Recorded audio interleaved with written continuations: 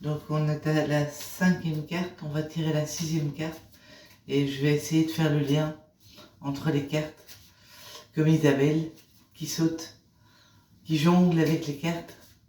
J'ai jamais vu quelqu'un de si doué, je le répète, je l'ai déjà dit, mais franchement, chapeau.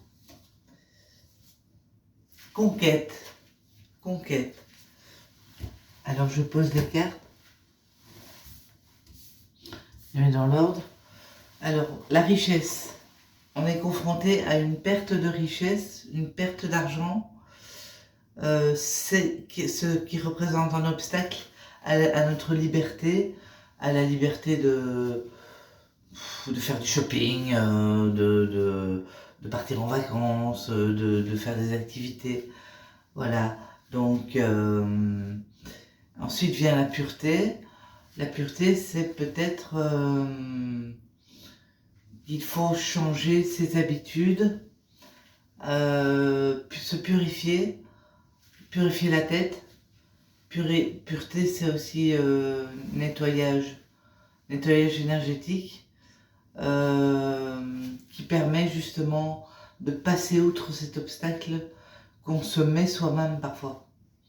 Parce que l'obstacle à l'argent, puisqu'on est confronté à un manque d'argent, un manque de richesse, suite à un obstacle qui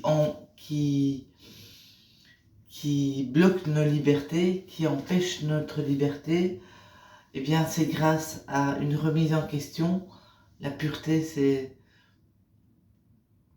c'est parfois aussi se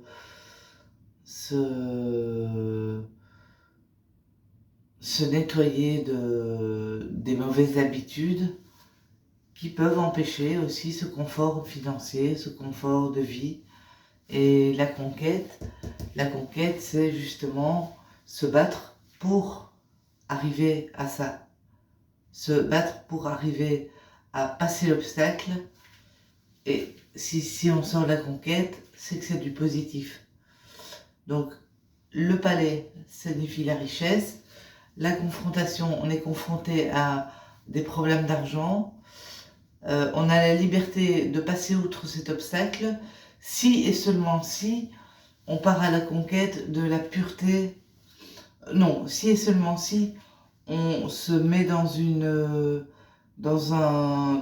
condition de vie, d'une hygiène de vie plus saine.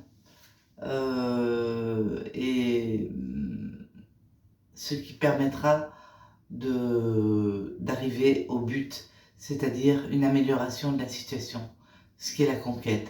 Conquérir, en fait, sa liberté, qui est bloquée pour le moment parce que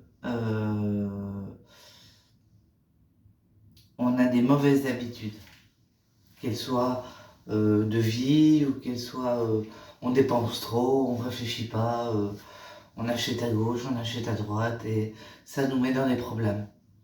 Et donc la pureté, ça nous remet un peu la tête à l'endroit et pureté de comportement. Le mot pureté a plusieurs significations, hein. Moi je dis pureté de comportement, ça ne veut pas dire grand chose, mais pureté comportementale. Voilà, donc c'est tout du bon. Au revoir Isabelle, au revoir tout le monde.